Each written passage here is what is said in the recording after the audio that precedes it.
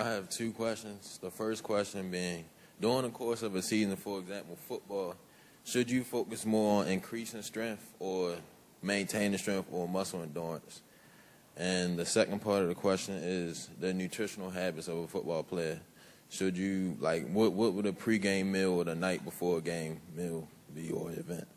Yeah, I think one of the things we always tell our guys first day at camp, we get them in our team room, they all sit down, everybody's eager and ready to go.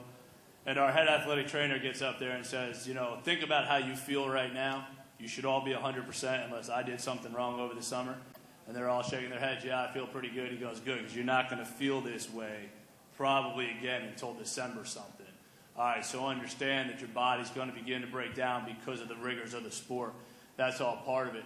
So one of the things that we have to combat is everything that you have going on in your total training load. Us as strength coaches can't just look at what are we doing from a volume standpoint in the room. You talk about how many days a week do you train. Well, it's 6. It's 6 days a week. It may not always be in the room, but we're training. Practice, we're training.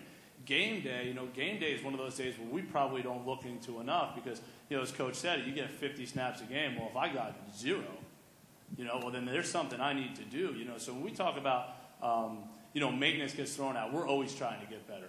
Do I put a number on it? No. But we're always trying to make improvements.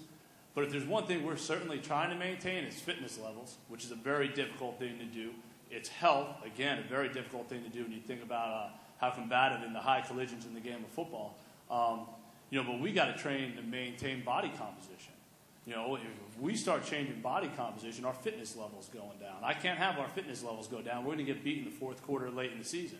So those are all things we've got to take into consider. Total training load throughout the course of the week, not just what we're doing in the weight room, but what's going on out on the practice field. If we just went out and got whooped up on by Harvard and our coach is ticked, and he comes in on Monday and Tuesday and pummels our guys out on the field, well, I need to know. I need to change what I'm doing to make sure that we always have one goal. You talk about what we do throughout the course of the week. Well, what I do throughout the course of the week is done for one reason, to perform on Saturday, which is why I train my kicker different than I train my quarterback. And it's why I train my offensive guard different than I'm going to train, my corner. It's a different goal. Coach talks about different position groups is training different amount of times, and that's the truth. If I have a kicker that says, hey, for some reason this just doesn't work for me, and Coach Hicks talked about it this morning about squatting, and some guys will come in and say I can't squat. I've had kickers that say I can't do that. In season, I'm not going to fight that kid because you know what? He's got to put the ball through the goalpost. And if he misses a big kick and comes back and says, Coach Gallucci made me squat on Monday, someone else is going to be coaching him next year on Monday. I kind of like my job and like to maintain it. So with people as fragile as kickers, that's part of what you have to do.